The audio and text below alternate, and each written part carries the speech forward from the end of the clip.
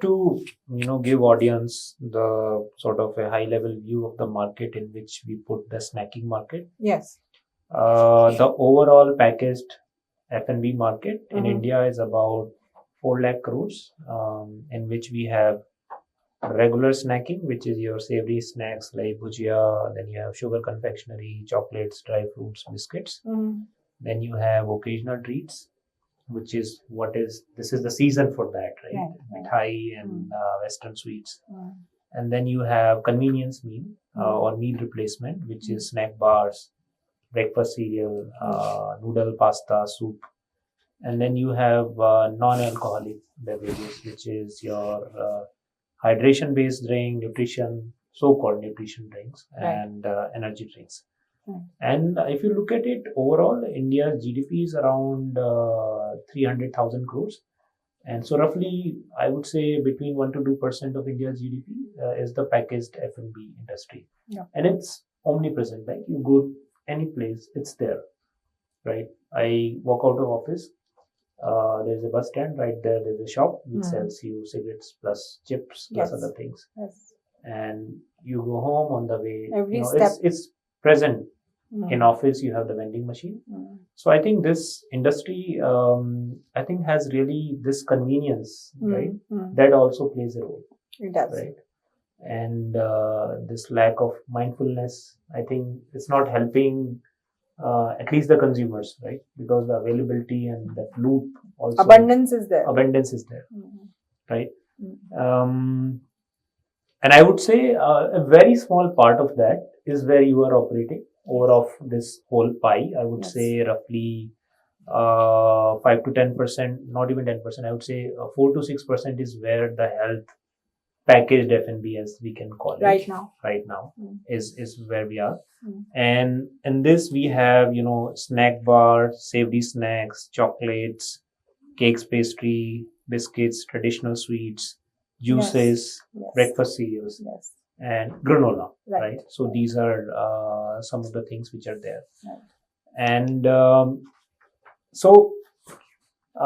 and when we look at, maybe we have looked at about 50 to 60 companies now which are operating in this space. And I wanted your reaction to some of the words which they claim or the attributes which they showcase to the consumer, to the end buyer, right?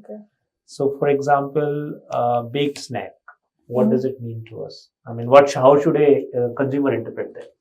So, baked snack, a layman will interpret that it has no oil at all.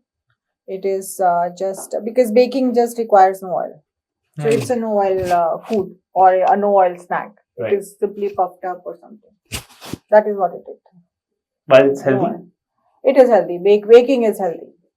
Okay. Baking is healthy. No oil snacks are healthy. Yes, they are healthy.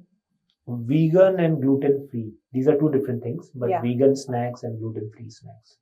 Yeah, vegan again. Vegan snacks and gluten-free snacks are one segment which is picking up a lot because gluten-free. I start with gluten-free first. Gluten-free is mostly allergies which are from gluten. Right. And now that millet industry has come up a lot, and there have been a lot of talk about millets and International Year of Millet. It was 2 years back. So millet snacks are really good, and they are low on GI. And why not? They are healthy.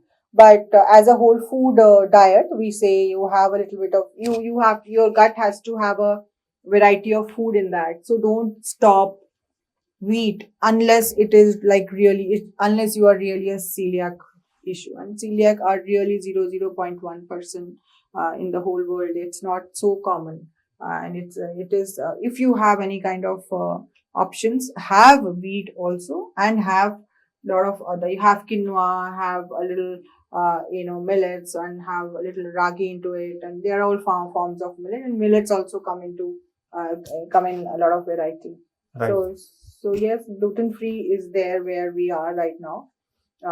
Everyone should not be just go into a gluten-free thing unless you have a little serious allergy. Have wheat also some bit, and have other include. Your gut should be having a lot of bacteria from all sources. Yeah. That is one. And vegan, yes, vegan is, I gave you an example where most of the products which claim to be vegan, they are over processed. So again, I come back to whole foods. Could be vegan with a very little of cold pressed sesame or cold pressed mustard oil. But the product that you are eating, you have to see the ingredients which are at the back. It should not be chemical laden. It should not be.